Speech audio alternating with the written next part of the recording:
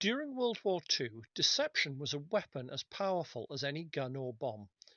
One operation stands out for its sheer ingenuity: Operation Cornflakes, a story where propaganda meets postage to undermine the Nazi regime from within.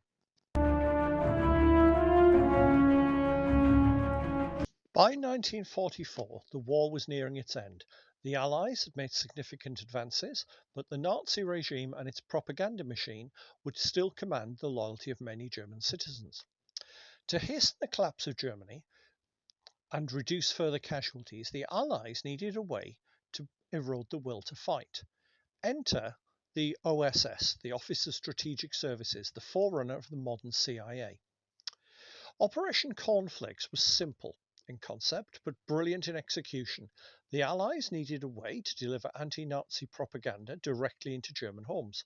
So they thought, why not piggyback on an already trusted system, the Deutsche Reichspost, the German postal service. The OSS created fake stamps and propaganda-filled letters that looked just like official Nazi mail. They even produced counterfeit newspapers that mimicked popular German publications and explained there was a non-existent anti-Nazi organization operating within Germany. Now, the key to make the forgery so convincing was that the average citizen wouldn't suspect a thing. So the newspapers, letters, and stamps were all very carefully crafted replicas, and these were then placed inside what looked like German mailbags, even down to being made from the same material. Now, it is worth noting there's an additional stamp, which is often called the death's head stamp, created, where Adolf Hitler's face has been partially replaced by a skull, and the words German Empire have been replaced by Fallen Empire. Now, these were probably never actually used because they would have given away what it was straight away, but it is possible that some were placed inside letters so that they could end up within the German postal system. Now, getting these to people isn't easy. They needed addresses, and the addresses were then taken from pre-war phone books and other sources, giving altogether 2 million names to work from. To further enhance the accuracy, German POWs who'd worked for the Deutsche Reichspost were interrogated to establish procedures, etc., and were rewarded with better meals. Once this was all in place, there remained a question: how do we get them into the circulation? This is where the plan gets ingenious. P-38 Lightnings of the 15th Air Force would attack a mail train. After the attack, further P-38s would drop bags containing the fake mail among the wreckage. When German postal workers then arrived to clean up, they unknowingly collected the counterfeit items alongside the real mail, distributing them as usual. This was all ready to go when, in August 1944, there was a disaster. The Germans changed their franking machines. Details of the new franking machines were obtained fairly quickly, and once everything had been redone, because obviously now the stamps and envelopes were no longer any use, the operation was ready to take place on the 5th of January 1945. Now, between then and April, 20 missions were flown, 10 of which were classed as successful, and altogether 320 mailbags were dropped.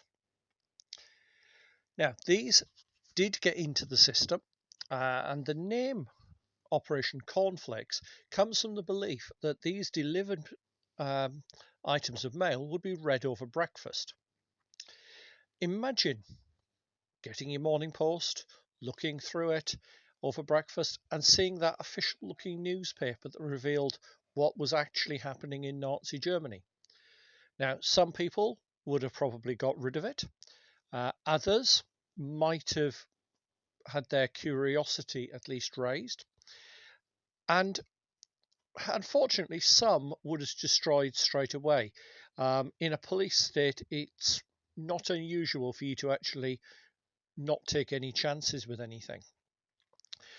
Now, Operation Cornflakes certainly didn't end the war. It's debatable how much of an effect it had. It did, however, show considerable ingenuity and creativity, and it paved the way for possible future operations. Now, I would be fascinated to know if similar techniques were used in other wars. I haven't found anything yet, but that isn't actually that surprising.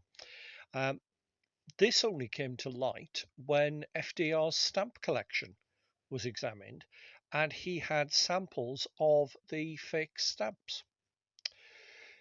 Oddly, though, I think the biggest problem that the operation had was that other operations were so successful. Because of the highly successful bombing campaign, many addresses had been destroyed and the mail sent to them was discarded. So I find Operation Cornflakes a fascinating example of how innovation can actually be used in wartime.